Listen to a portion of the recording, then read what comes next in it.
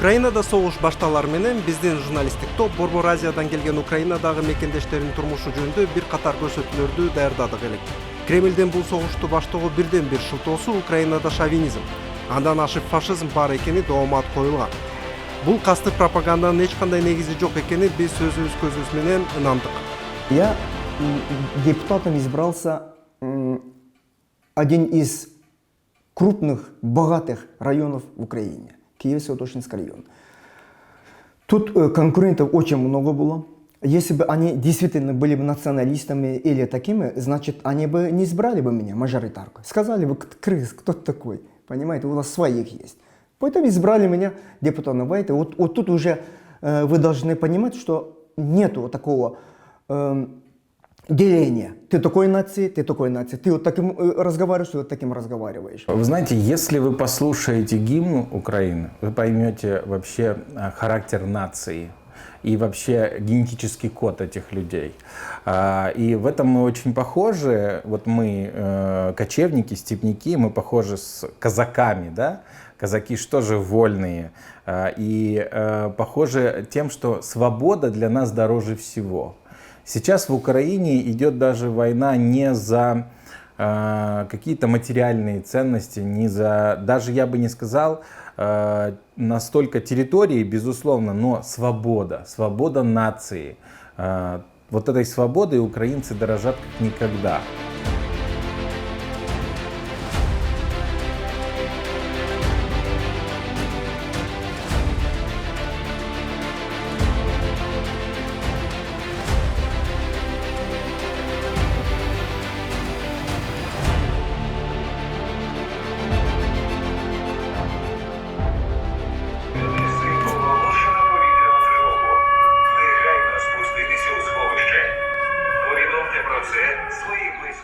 Это временное бомбоубежище соорудили. Приспособлено, да, вот. Правильно? Приспособлено. Вчера приезжали МЧС, проверяли, дали добро на открытие.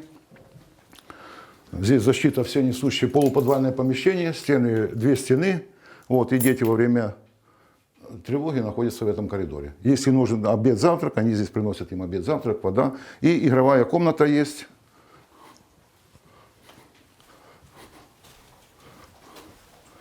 Игровая комната, и во время, если тревога, они здесь спят. Окна заложены песком с улицы. Санузел, все для этого, вода, все для детей здесь обеспечено. Адатта согуш коомдогу агрессиянын жана радикализмдин деңгээлин жогорулатат. Бирок бул трагедия Украина элине таандык гуманизм сапаттарын өчүрө алган жок. Алдыңкы билим берүү тармагынын ээси Кумарбек Романов Украина элинин алдындагы жоопкерчилигин сезип, тобокелдикке карабай ишмердүүлүгүн улантып келет. Мен отуруп чече турган бир маселе эмес да булчу. Мындай караганда мен азыр согуштунда болсо мен кетип калам, согуштунда болсо мен калып калам дегенди айта албайм. Себеби мен бул жерде кол астында 300дөн ашуун адам иштейт. Анан 800дөн ашуун окуучулар бар. 1600 ата-энем бар. Андан кийин бул жерде достор бар. Бул жерде аябай көп досторубуз бар. Алар менен мен жакшы күндөрүндө бирге болдум да. Мектепте ачтык, түрдүү рекламада кылып мен баланы окутам дедик. Монтуп бүтүрөм дедик. Алардын көбүнө мисалы мен быйылкы жылда айтып кетейин, аттестаттын колдо тапшыруу, ыйгаруу маселеси бар. Жакшы ийгилик менен бүткөн балдарыбыз бар эле.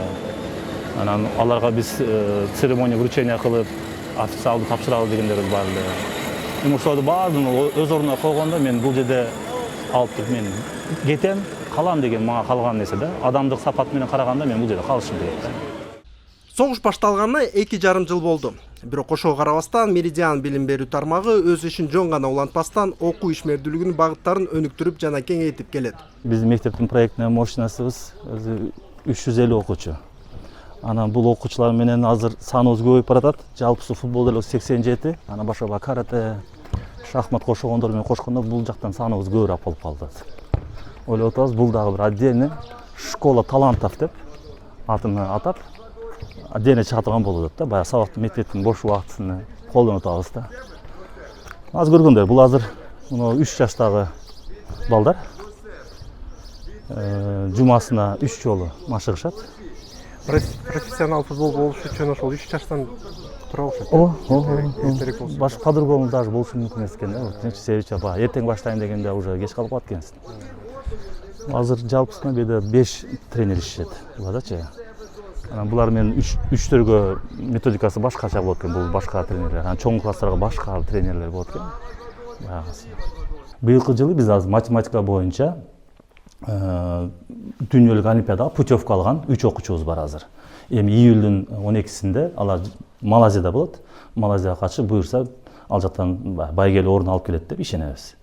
Анан бул олимпиадалар боюнча болду. Конечно, биз история сабагынан боюнча баягы өздүн Украинанын олимпиадасына катышабыз. Украина тили боюнча, история тили боюнча биздин биринчи орундарыбыз бар. Мына мисалга историядан Арсен Додонов деген жигитибиз, окуучубуз история сабагынан биринчи местени алып келди. Улуттук олимпиада боюнча. Анан быйылкы экинчи тармагыбыз жакшы университеттерге өткөрүү болуп эсептедик да бизчи максат койгонбуз.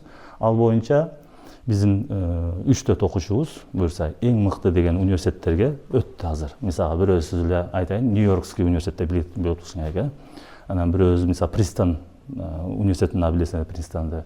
Анан эң мактана турган бирөөбүз, бир окуучубуз бизде ошо баягы космическая инженерия деген, aerospace engineering деген кесипке жылына 35 окуучу алынат экен ал жака. Ошол жерге баягы Украинадан биринчи окуучу катары өттүрүлөт.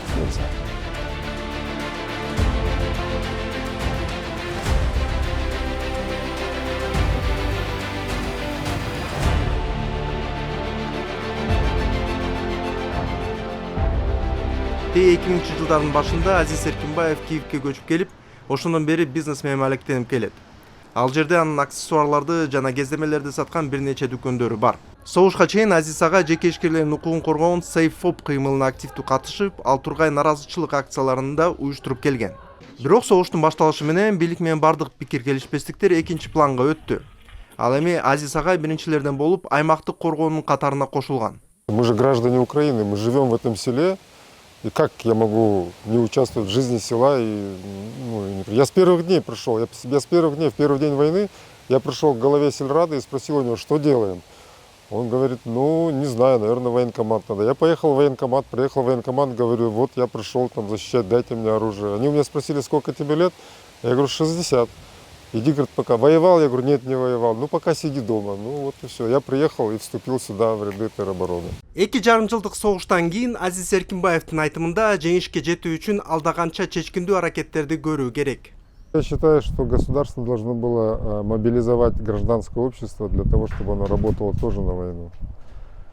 То есть они должны были мобилизовать школы, должны были мобилизовать гражданское общество, студентов, чтобы они там плели сетки, там донатили, работали, ходили, собирали, паяли дроны. Они же рассказывают, что дроны можно собрать там в каждой кухне. Вот они бы научили студентов технических вузов элементарно, они могли сидеть там один день в неделю, паять эти дроны. Там дети, студенты, они должны были чувствовать причастность к войне.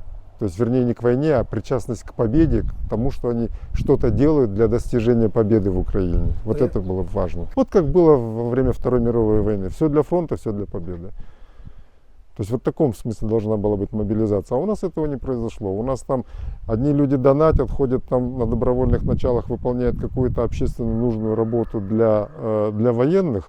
Там собирают свечки, готовят продукты, там варят консервы, делают так называемые витаминные наборы, там мед, сухофрукты, такое смешивают. Даже вот в нашем селе есть женщины, которые этим занимаются и отправляют на фронт. А другие в это время там идут в ночной клуб и там прожигают деньги.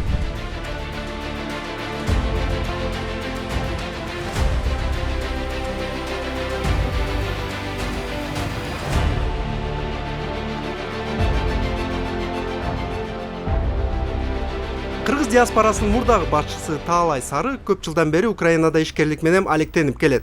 Болуп жаткан согушка карабастан ал келечекке оптимисттик көз карашта жана Украина менен Борбор Азия өлкөлөрүнүн ортосундагы кызматташтыктын келечеги кең деп ишенет. Украина согуштан кийин балким мен ойлойм Европадагы экономиканын бир локомотиви болушу мүмкүн, же мындай бустер дегендей да, оталдыргыч. Европанын белгилүү бир отуруп калган экономикасы бар да, бул бир жаңы дем болот болуш керек деп ойлойм да. Кыргыздарга дагы ошондой мүмкүнчүлүк ачылат да, туурабы? Албетте биз ойлойбуз ушу мисалы үчүн Россияда иштеп жүргөндөр же ошол жерде бизнес кылгандар кээ бирөө бул тарапка келсе деле жакшы мүмкүнчүлүктөр ачылат деп ойлойбуз. Анткени дүйнөлүк эксперттер айткандай бир 1,5 триллион менен 1 триллиондой акча куюлат депчи Украинанын экономикасына. Ошону менен катар Европага дагы терезе ачылат. Ооба. Биринчиден бул жерде жанакы документалдык нерселер оңоюраак бүтөт биздин жарандарга. Бул жерде отуруп өндүрүш ачып же соода борборлорун ачып анан Европа жака товар сатса, экспорттосо мүмкүнчүлүктөр болот. Согуштун кызуу маалында кыргыз диаспорасынын аракети менен Киевдин так ортосунда этнографиялык бурч ачылган. Анда кыргыз элинин бай маданий мурастары менен таанышып, биздин өлкөлөрүбүздүн ортосунда көп окшоштуктарды байкаса болот. Спочатку ніхто цим не опікувався, тому мені прийшлось вивчити киргизькі традиції, народні промисли. І оцей тушкіс шила я сама. Вот это тушкиз. Тушкіс я шила сама. Кереге я вивчила, скачала інструкцію по збірці юрти. І ми робили це з тих коробів пластикових. Ми фарбували, збирали. Там у нас шахи є, Киргизія називаються, вони десь 70 якогось року, я вам навіть відкрию, покажу, бо вони дуже цікаві. Ті звичайні, і там шахи, а це шашки навіть. І називається Киргизія. Ну, одяг для дівчини теж мені прийшлось шити, бо в нас не було у що її вдягнути. Цей сундук я в Бішкекі побачила на ринку, зробила цей малюнок. Так, в нас там лежить багато, у нас колекція. Ми в дитинстві грали. Так, хлопці теж збираються і розповідають. Форма більярда. І бішик, да? Бішик, там 3 покоління дітей виросли. І тундук, да? Форма нашої. Ну так, я ж розумію, що на прапорі я бачу, чому на прапорі перехрестя то саме таке. Бачите, киргизька і українка, а там види киргизькі і українські, вони дуже схожі. Іменно похожі. Так, бачите, Бішкек, Київ, і озера дуже схожі, Карпати дуже схожі. Ви бачите, що тут, я саме шукала щось таке подібне. Ось остання книжка, якраз яку Мірлан видав, це переклад казок киргизьких українською мовою. Це свіженька, так. Да, там ілюстрації дуже класні. Ілюстрації красиві. Висловлювання отак на серці намальоване. Він каже, а можна зробити так хату і юрту? І ми відкривали куточок до Дня рідної мови. І тут якраз вийшло, ми так намалювали от з Лілією. Гібрид. Так, бачите, тут двері українські, а тут двері в юрту. І висловлювання про мову ми підібрали киргизькі і українські. Аналогічні, виходить. Вони не дуже аналогічні, але про мову. Кыргыз-казак салттуу боз үйү гуманитардык жардам иретинде согуш жүрүп жаткан Украинанын Буча, Киев, Одесса, Днепр жана Харьков шаарларына жөнөтүлүп, жарандык дипломатиянын символуна айланган. Катардагы казакстандыктар, жарандык активисттер, бизнес жана диаспора өкүлдөрү боз үйлөрдү сатып алууга, керектүү жерге жеткирүүгө жана орнотууга акча чогулткан. Мындай тилектештиктин тамыры байыркы Ашар ыкмасына барып такалат. Всі вони працювали як пункти незламності і підігріву. В кожній юрті був генератор, Starlink. Люди приходили, підзаряджали гаджети, працювали в інтернеті, грілися. Ми пригощали чаєм, кавою, печивом. Навіть заходи проводились, якісь багато заходів було. Приходили актори, проводили концерти безкоштовно. Дуже було гучно, багато людей. В день проходило до 700 людей. Люди здесь гуляют, заходят, ознайомлюються. заходять і одразу ознакомлюються. Звісно, дуже їм цікаво. Юрта дуже позитивна, дуже світла. І нам це незвично, дуже цікаво нам це це житло. А вам Вічі. не кажется, что узоры, они схожи и украинскими узорами в том числе? У нас багато чого переплітається. У нас скриня теж у нас Да, була. сундуки, да, такие? Так. Да, похоже? Оці візерунки на килимах і на вбраннях, вони теж нагадують. У нас вишиванка, як вишиванка в кожній області, про щось своє може розповісти, так і тут ці візерунки. Оце, наприклад, це символ тюльпанчику, Да, бутон, значення. листочки, бо батьківщина тюльпанів – Казахстан. По всьому світу, в ту ж Голландію тюльпани пішли з Казахстану. Оце от символ роги, символ архарів, які в горах живуть. Хвильки оці Каспій. Ну, от ці ще стрічки мені нагадують наші рушники. Вважалося, я так розумію, чим українські більше. мастериці, Так. У нас теж рушники були. Чим більше цих стрічок в юрті, тим багатша юрта. І теж оцей орнамент про щось внесе свій оберіг на добробут, від зглазу, щось таке.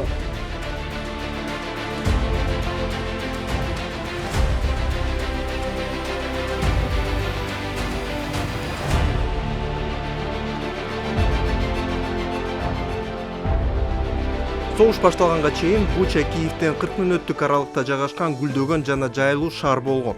Орустардын басып алуусунун натыйжасында жүздөгөн үйлөр талкаланып өртөлгөн. Парню прострелили ногу этому Ярику, потом заставляли встать на колени. Ну, он, естественно, говорил, мне больно, ну, не надо, ну, его застрелили в затылок. Ну, еще у нас один друг пропал, его даже не нашли, он тоже участвовал в обороне, а потом, когда, ну, уже вошли, началось, больше уже прекратилось, как бы, наши защищаться, он начал хлеб печь, то есть хлеб развозить и печь. Вот.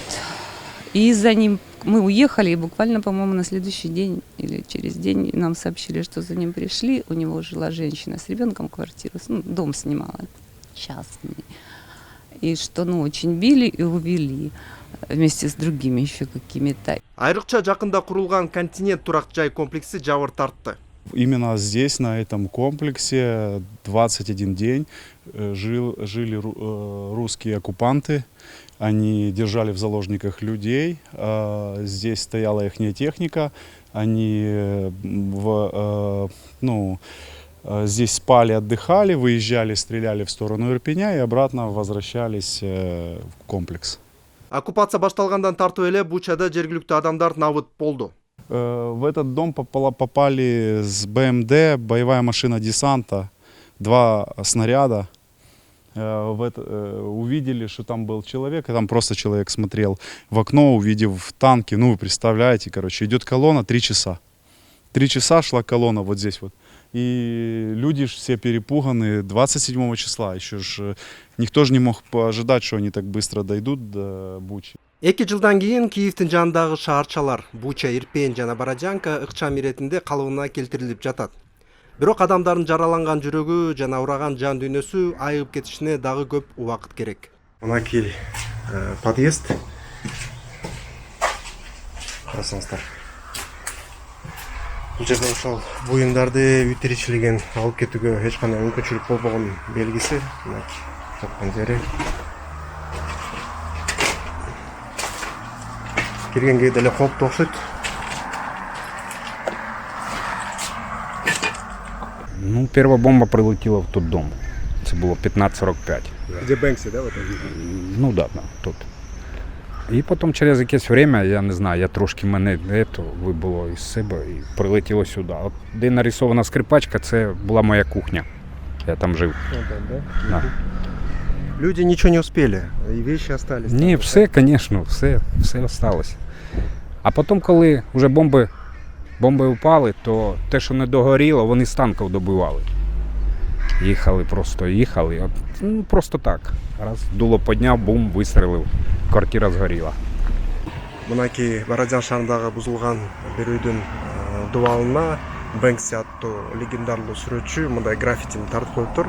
Тарткандан кийин уну ошол атаң курчалашкан, туура анткени эч ким бузбаганга болгон аракет. Эми чынында адам сонун чыгарма болду деп эсептейм. Анткени ошол Украина элинин мындай баатырлыгын, таймамастыгын мүнөздөгөн сүрөт болду окшойт. Орусиялык оккупация аягына чейин каршылык көрсөтүүгө даяр экенин билдирген сүрөт болду.